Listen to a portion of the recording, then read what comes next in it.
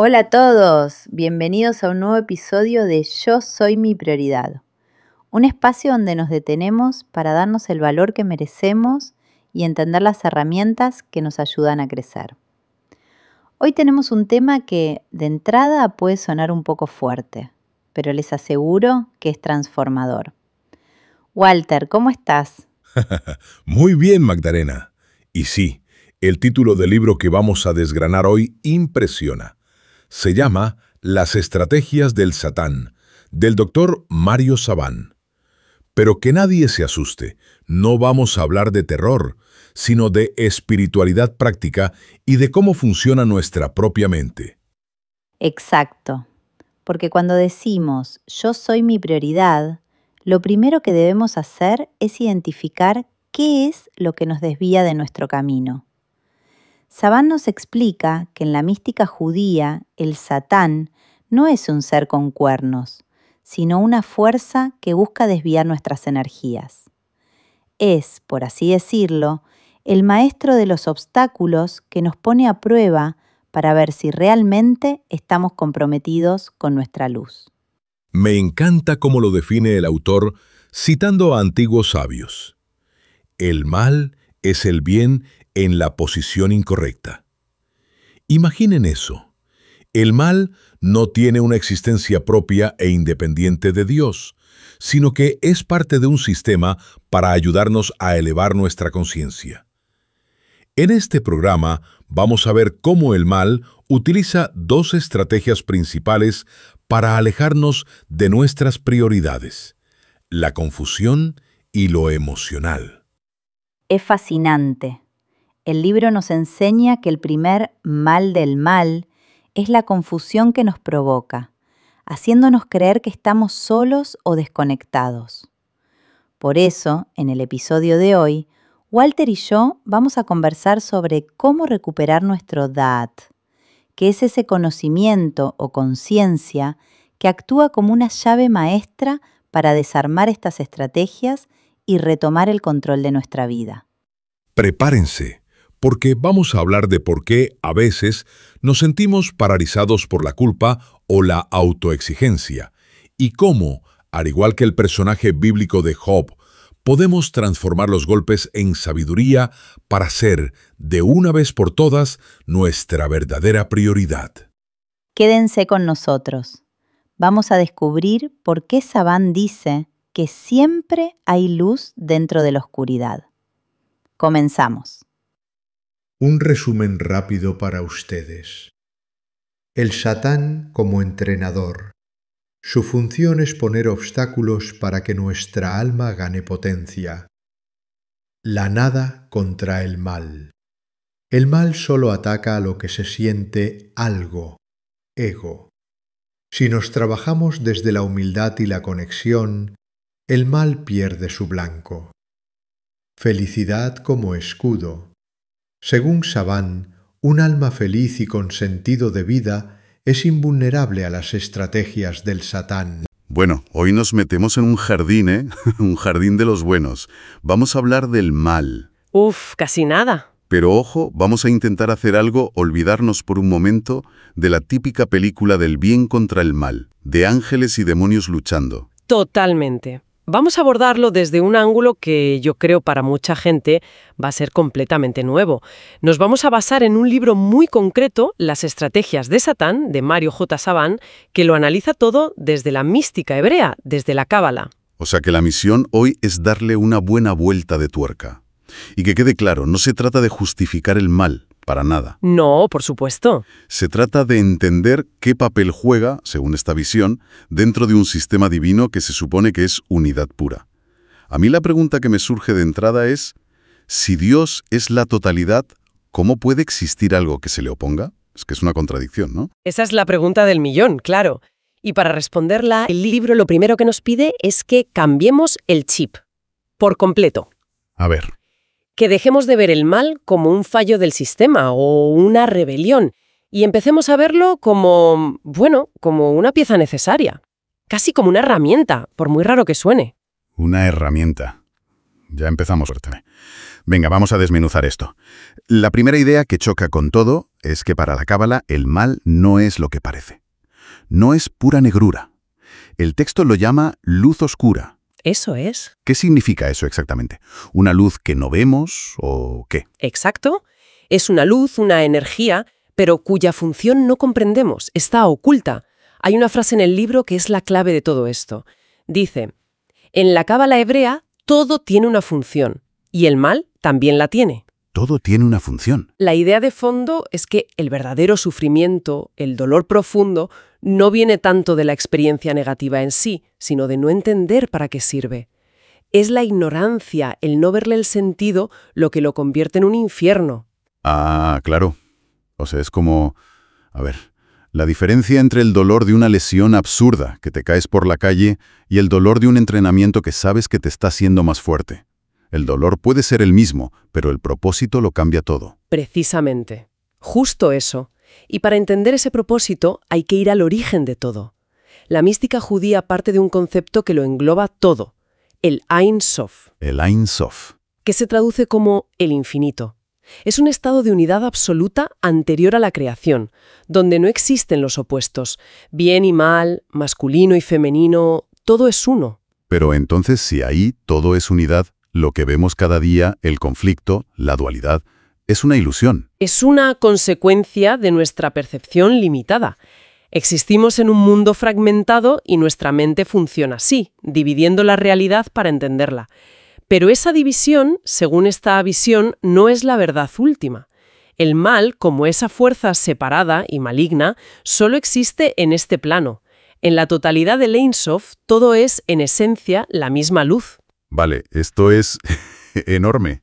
Pero si en el principio todo era una unidad perfecta, ¿cómo se fastidió el invento? ¿En qué momento se rompe todo y aparece el caos? Pues aquí la historia de la creación es fascinante. Y muy poco intuitiva. No empieza con una gran explosión hacia afuera. ¿No es un Big Bang? No. Empieza con una contracción hacia adentro. Es un concepto clave que se llama Tzimtzum. Tzimtzum. Sí. La idea es que la luz infinita de Dios, que lo ocupaba todo, se autocontrajo. Se retiró de un punto para crear un vacío, un espacio metafórico, un halal panui, para que algo diferente a Dios, un universo finito, pudiera existir. Espera. Una contracción. A ver si lo visualizo. Es como si el mal se retirara para dejar un trozo de playa seca y poder construir ahí un castillo de arena. Es una analogía perfecta. Dios, que lo es todo, tiene que, digamos, hacerse a un lado para crear un espacio donde, en apariencia, no está. Y en esa playa, en ese vacío, quedó una especie de eco, una energía residual que se llama regimó. Y sobre eso se empezó a construir. De acuerdo. Tenemos el escenario. Un espacio vacío. ¿Qué pasó después? Aquí viene el drama cósmico. Las primeras emanaciones de luz divina que se proyectaron en ese vacío eran demasiado potentes. Y los recipientes, las vasijas, creadas para contener esa luz, eran demasiado frágiles. No aguantaron. No pudieron soportar la intensidad. Y se rompieron. Estallaron. Se hicieron añicos. En un evento que se conoce como la Shevirat HaKelim, la ruptura de las vasijas. Imagina una explosión que esparce fragmentos por todas partes. Ese es el origen del Tohuhu, del caos. Y las chispas de luz divina quedaron atrapadas dentro de los trozos rotos. Esas son las cáscaras, las kelipot, que ocultan la luz que llevan dentro. Pero esto me lleva a una pregunta inevitable. ¿Fue un accidente? ¿Un error de cálculo divino? Porque no parece un plan muy bien ejecutado, la verdad. Ajá, ahí está el giro de guión. El libro cita al rabino Aryeh Kaplan, que plantea algo radical. Las vasijas se crearon frágiles a propósito. ¿Cómo? La ruptura fue intencionada. Tenía que ocurrir para que el mal, entendido como esa ocultación de la luz, pudiera existir. Y el mal era necesario para algo fundamental, el libre albedrío humano. A ver si lo sigo. Sin la opción de equivocarse, de elegir la oscuridad, de ir a por esas cáscaras vacías, no tendría ningún mérito elegir la luz. Exacto. Nuestra libertad sería una farsa. Nuestra tarea en la vida, lo que la Cábala llama el tikkun, la rectificación, es precisamente esa, encontrar esas chispas de luz atrapadas en la oscuridad y liberarlas. Somos los reparadores del universo, en cierto modo. Vale, la idea de un universo que nace de una catástrofe cósmica programada es tremenda. Pero ¿cómo aterriza todo esto en mi día a día? Si las vasijas se rompieron hace eones, ¿qué tiene que ver conmigo cuando me enfado en un atasco? Pues tiene todo que ver, porque la fuente sitúa el epicentro de ese mal en un lugar muy concreto, el yo, el ego. El mal, subjetivamente, es todo lo que amenaza o daña a mi yo.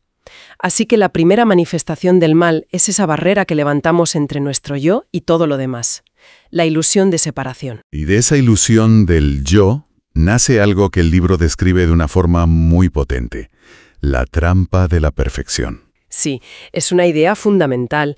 El libro sostiene que no heredamos el mal como tal, sino la imperfección, la fragmentación original. Y la obsesión por la perfección en un mundo imperfecto es, y cito textualmente, diabólica. Diabólica es una palabra fuerte, ¿eh? Lo es porque esa búsqueda genera una autoexigencia brutal que nos machaca la autoestima y nos mantiene sufriendo. Y esto lo vemos todos los días, ¿no? En la cultura de la autoayuda, en redes sociales, esa presión por ser la versión perfecta de ti mismo. El padre perfecto, el profesional perfecto. Exacto. Cuando la Cábala te dice que la sabiduría está en aceptar e enterrar tu propia imperfección, tu vacío. O sea que la meta no es ser perfectos, sino estar completos. Y eso implica aceptar que tienes partes rotas, que tienes un vacío dentro. Precisamente. De hecho, fíjate qué maravilla. Hay una paradoja lingüística en hebreo. La palabra para yo, ani, se escribe con las mismas letras que la palabra para nada, ein. ¿Son un anagrama? Sí. El yo, en su esencia más profunda, no es algo sólido, es un vacío, es un espacio. Y si dejas de luchar contra él, si dejas de intentar llenarlo, ese mismo espacio se convierte en el recipiente que puede recibir la luz. Vale, y si el mal es esta luz oscura, este obstáculo, ¿cuál es su función concreta?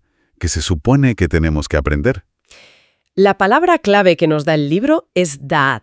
¿Da'at? Es un término complejo, pero podríamos traducirlo como conocimiento-conciencia.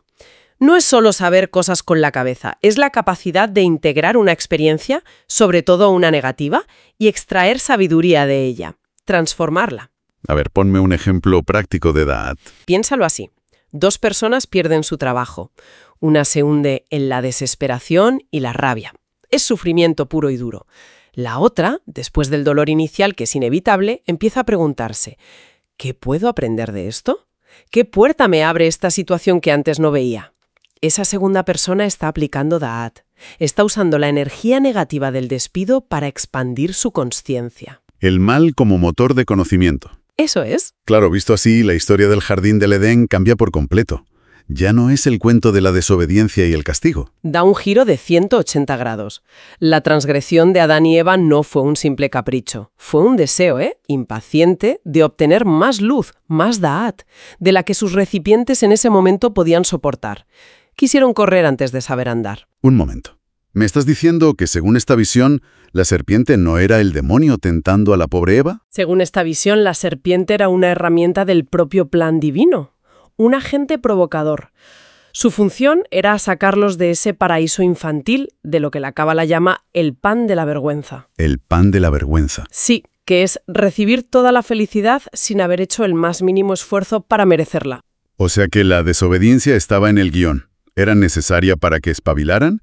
¿Para que salieran de casa de sus padres, por así decirlo, y empezaran a ganarse la sabiduría por sí mismos? Era el empujón para que ganaran su independencia, experimentaran la dualidad y comenzaran el camino de vuelta a la unidad, pero esta vez por mérito propio. Esto se resume en una frase potentísima del cabalista Joseph de Gicatilla. El mal es el bien en posición incorrecta. Uf, el bien en posición incorrecta. Me vuela la cabeza. La energía no es mala en sí misma. Es como la electricidad. Puede darte luz o puede electrocutarte. Depende de dónde esté y cómo se use. Y creo que no hay historia que ponga a prueba esta idea de forma más brutal que la de Job. Todos conocemos el resumen, un hombre bueno al que le cae encima toda la desgracia del mundo. La lectura tradicional es que es una prueba de fe, pero la que propone el libro es otra cosa. Es mucho más radical. En esta interpretación, Job no se está enfrentando al Dios infinito, al Ein Sof. Se está encarando con lo que la Cábala llama un Dios de la Merkabá. ¿Un qué? una manifestación finita y limitada de la divinidad. El Dios que opera en los mundos de la dualidad, el Dios de la ley, del premio y el castigo. ¿Y Satán? ¿Quién es Satán en esta versión de la historia? Es el fiscal, el agente que pone a prueba los límites de Job. No es un enemigo de Dios, trabaja para él. Pero entonces, si Job está siendo probado por un Dios menor, por así decirlo, ¿cuál es el verdadero significado de su historia? Aquí está la grandeza. El punto central es que Job, desde el fondo del pozo, desde la humillación más absoluta, hace algo impensable. Alcanza un nivel de consciencia superior al de ese Dios de la Merkabá que lo está juzgando. ¿Cómo es posible? El dolor y la injusticia no lo aplastan. Actúan como un cohete que lo propulsa más allá de la dualidad y le permiten conectar directamente con la unidad del Ein Sof. O sea que su victoria no es agachar la cabeza y decir, hágase tu voluntad. ¿Es todo lo contrario? Es una superación activa, una rebelión del espíritu humano. Job demuestra que un alma finita, a través de la adversidad más extrema, puede alcanzar una grandeza que supera incluso a la de la manifestación divina que lo prueba. Transforma la restricción en la máxima expansión. En cierto modo, Job le da una lección a Dios. ¡Qué barbaridad! Entonces, resumiendo todo este viaje, esta visión de la cábala le da la vuelta al mal. Ya no es un enemigo ahí fuera al que hay que destruir. No. Se convierte en un catalizador aquí dentro.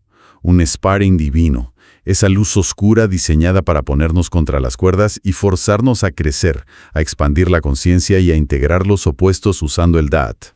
Esa es la esencia. El obstáculo no está para detenerte, sino para que te vuelvas más fuerte al superarlo. Y esto nos deja con una última idea del libro para darle vueltas. El autor sugiere que la raíz de todo deseo, que es el motor del universo, es el vacío, la carencia. Normalmente sentimos un vacío interior y corremos a llenarlo con algo, ¿no? Sí, comida, compras, una relación, lo que sea. Lo vemos como un problema que hay que solucionar. Es nuestra reacción instintiva, huir de la sensación de que nos falta algo. Pero, ¿y si esa sensación no fuera un fallo, sino el motor mismo de nuestro crecimiento? ¿Qué pasaría si en lugar de intentar tapar ese vacío, aprendiéramos a convivir con él? O incluso a expandirlo, entendiendo que es precisamente ese espacio el que permite que entre una luz cada vez mayor. Es un cambio de perspectiva total. El autor lo resume en una frase paradójica que me ha dejado pensando toda la semana. ¿Qué felicidad me falta algo? Es una provocación en toda regla. Encontrar la felicidad no en tenerlo todo, sino en la conciencia de que siempre hay un espacio para crecer, para desear, para recibir más, aceptar que nuestra naturaleza es ser vasijas gloriosamente imperfectas y siempre, siempre un poco vacías.